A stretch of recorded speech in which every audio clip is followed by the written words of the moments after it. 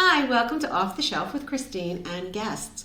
All last year we have shared with you our book recommendations, and now I wanted to share some of the library staff's favorite reads for the year 2025 as well. So if you've missed any of these great reads, now's a great time to add them to your reading list. I know this is where I get a lot of my recommendations from for next year, in case I'm ever in a lull. So it is time for Staff Picks 2025. You can read them now or add them to your TBR list for reading at a future date. Let us know in the comments what you think of these picks and if you have any items that you would like to add. If you wish to be notified of any future videos, don't forget to like and subscribe below. Hit the button. Starting us off is our director, Kate, with one of my favorite picks as well. It's Remarkably Bright Creatures by Shelby Van Pelt. She said that she really loved this book. The narrator of this novel was an octopus, which she thought was so unique and original. The way the author wove together the stories of the people and their lives, along with the interactions they had with an octopus, was amazing and very well done. Story pulled her in right from the beginning, and she finished it very quickly. And I wholeheartedly agree. This is a book I will recommend over and over again to everyone. Next up, we have from Valerie in our TP department. She has two choices. The first is The Correspondent by Virginia Evans. And this is a story that was told through letters and emails written by the main character, an older woman named Sybil. She loved the story, and all of the characters reminded her of her aunt, who wrote letters to everyone, family, friends, sports figures, CEOs, etc. And she often got responses just like Sybil does. It also made her want to write more letters. Always kind of a lost art. Next up, she had Sonny Boy, a memoir by Al Pacino, as an audiobook. She really enjoyed this. It was definitely better to listen to the audiobook for this one, as it is narrated by Al Pacino himself. She said it was so great to hear him tell stories all about his life. I learned a lot about him. He is very authentic and very humble. And after listening to Al Pacino's memoir, she said you will want to go out and watch all of his movies as well. Next up, we have our circulation department, and we're getting started with Victoria, whose choice is Playing for Pizza by John Grisham. And it's about a disgraced NFL quarterback named Rick Dockery, who, after a catastrophic game, is shunned by every U.S. sport team and forced to accept a meager contract playing for the amateur Parma Panthers in Italy. She said she really likes this author, but this book is completely different from most items you will read from him.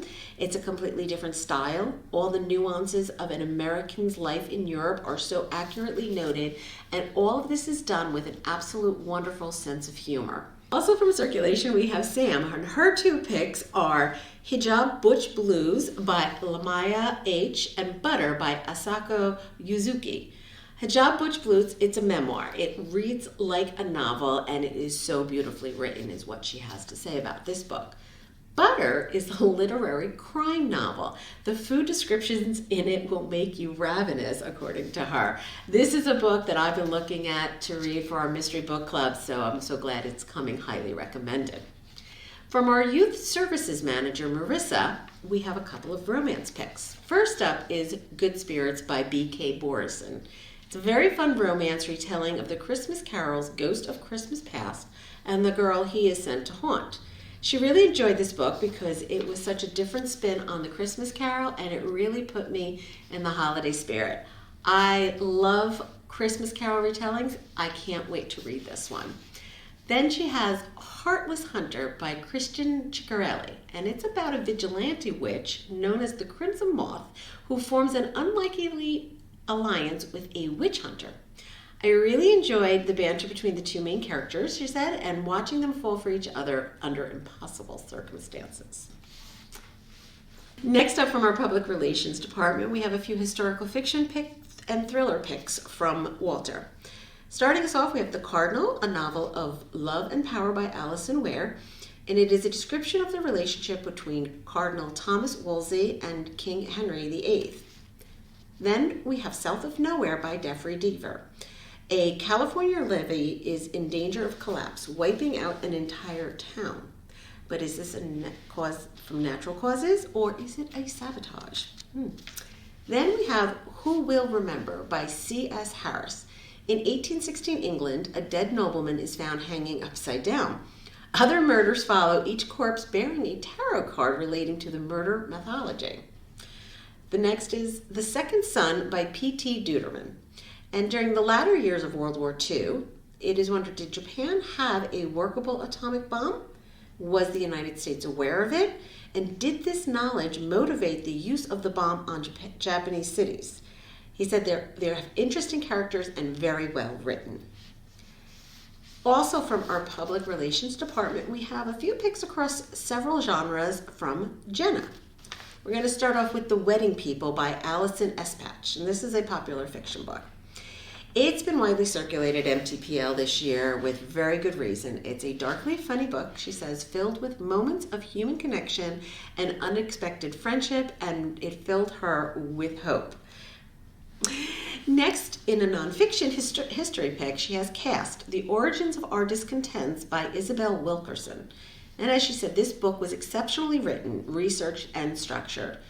She has read some excellent nonfiction this year, but this book stands apart from those. Wilkerson draws a comparison between the caste systems of India and 1930s Germany and the racial hierarchy that exists in the United States with brilliant insights.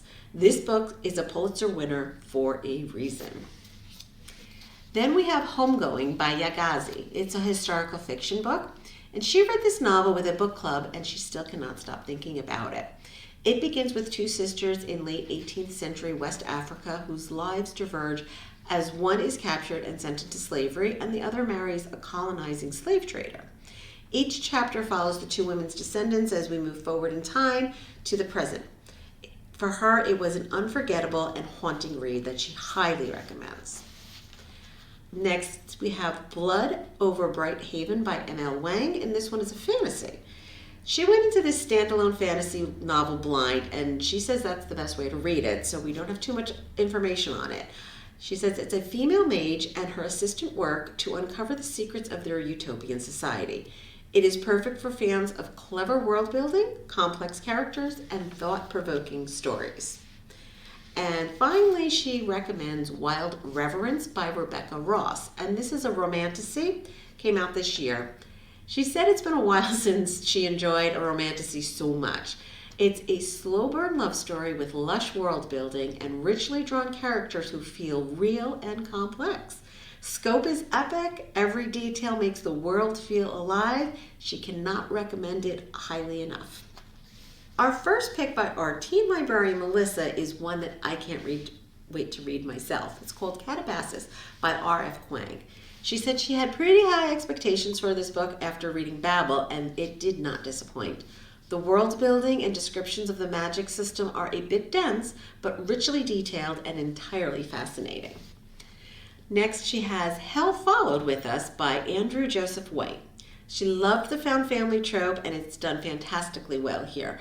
Set against the backdrop of a zombie post-apocalyptic world, kickstarted by a fundamentalist eco-terrorism cult.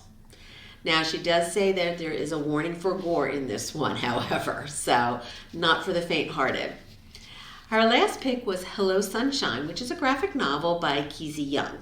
It is definitely the best thing that she has read this year. It is a YA horror graphic novel that follows a group of teens investigating the disappearance of their friend with paranormal implications. It handles mental illness in a way that a lot of other content, especially horror, doesn't. The art is gorgeous. The slow release of information as the group worked through the mystery kept her engaged the entire time. Now, while we may not have this in the library yet, you can be sure Melissa will be purchasing as soon as she can next year. Our adult reference librarians are always full of recommendations, so we have quite a few here now. We're going to get started off with what Liz has to say. Her first recommendation is Tourist Season by Brian Weaver. It is a darkly funny romance thriller about vigilante gardener Harper Starling who protects her town and a revenge-seeking tourist named Nolan Rhodes who targets her as his next victim. Per Liz, Harper Starling is awesome. Then her second choice is Sky Daddy by Kate Folk, and she said it was an unexpected, quirky, and thoughtful ride. Then for Maggie, we have another one that is on my TBR list. It is The Haunting of Hill House by Shirley Jackson. And she said that going back to classics can be a refreshing change of pace. And this one is definitely a classic for a reason. It was an ominous, witty, and layered step into the past. I personally loved the Netflix series that was based on this book, and it has made me want to read it ever since then, so I cannot wait. Her next choice is B. Mullins Takes a Shot by Emily Debert. And what she had to say is that sometimes when adulting seems like it's too much, exploring some younger reads is just what you need to get out of a slump. So here's her recommendation on this YA book. It's B. Mullins certainly isn't someone you describe as sporty or coordinated or interested in being the center of attention. But when she's forced to join a sports team, the girls' ice hockey team ends up teaching her about the sport, about herself, and how important friendships are, and it doesn't hurt that one of the co-captains is super cute. Next up, we have from Anna. Her first pick is A Knight of the Seven Kingdoms by George R.R. Martin. And she was saying that despite being a huge fan of Martin, she had never read the Dunk and Egg novellas. But with A Knight of Seven Kingdoms being premiered on HBO next year, she wanted to kind of get a head start. And she found that these novellas are easily her favorite thing Martin has ever produced. They are a collection of moving, humorous, and sometimes tragic tales about the everyday deeds of the common folks of Westeros. So instead of focusing on the politics of the great houses, we follow Sir Duncan the Tall, or Dunk the Lunk from Flea Bottom, who is a hedge knight who tries his best to embody what it means to be a knight. Along with his young squire Egg, the two get wrapped up into issues created by the greater lords of the realm, but the two never forget about the small folk. That's another one that's been on my list, and I also can't wait for the show to come out as well. Next we have Ring Shout by P. Jelly Clark. It is a short, concise, and withering novella. It reimagines the clan as demons. Our main character, Maurice Boudreau, is not just a freedom fighter, but a demon hunter. The author seamlessly merges chilling historical fiction with horror. I read this book myself a couple of years ago, loved it. It was a perfect horror story. Next up, she has Piglet by Lottie Hazel.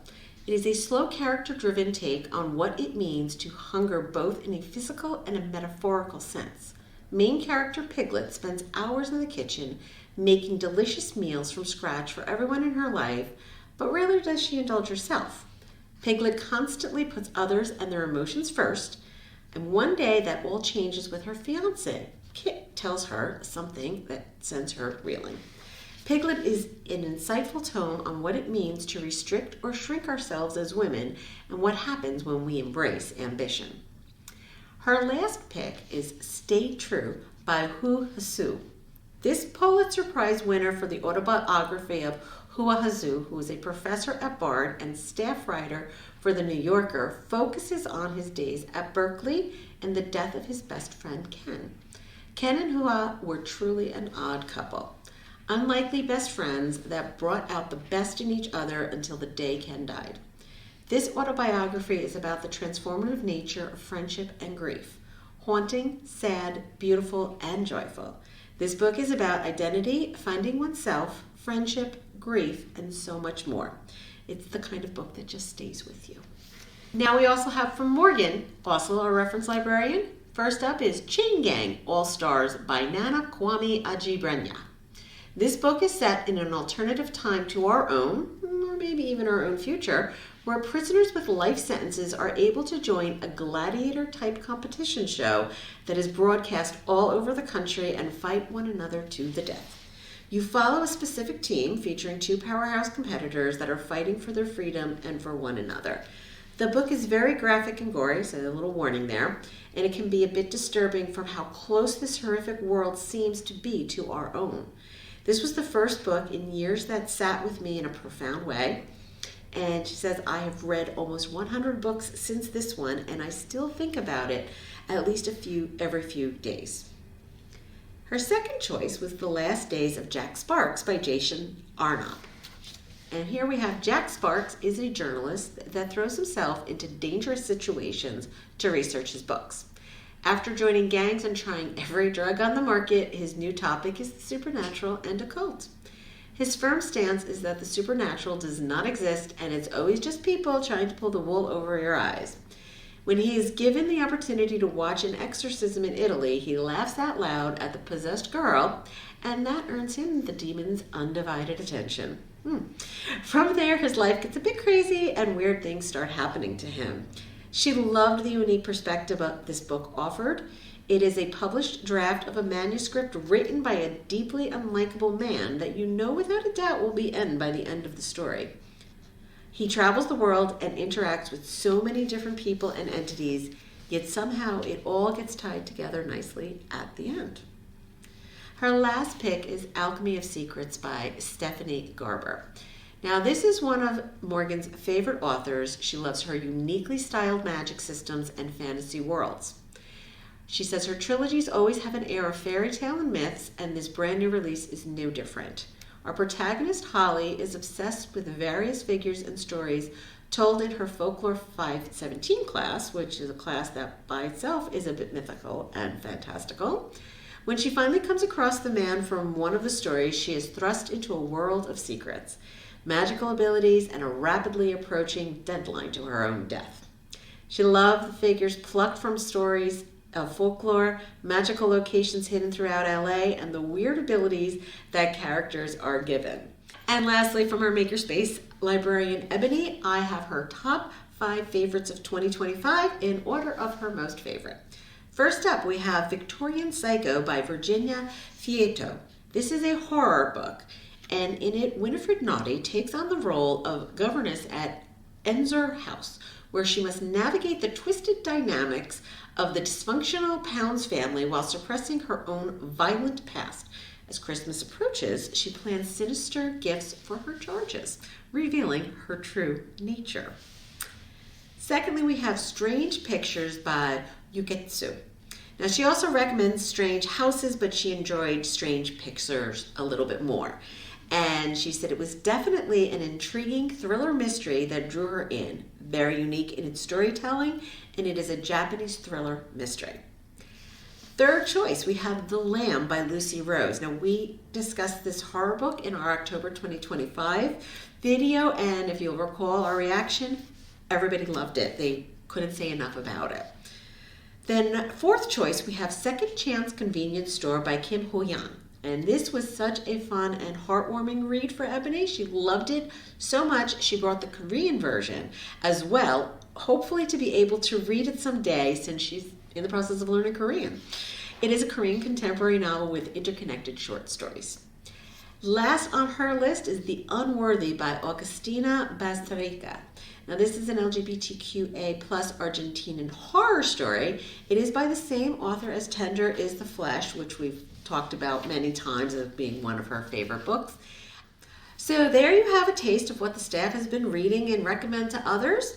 And as I mentioned previously, these picks are where I get my own TBR list from. So I hope you found some good things that you would like. Which ones do you think you might read? Let us know. But until next time, happy reading.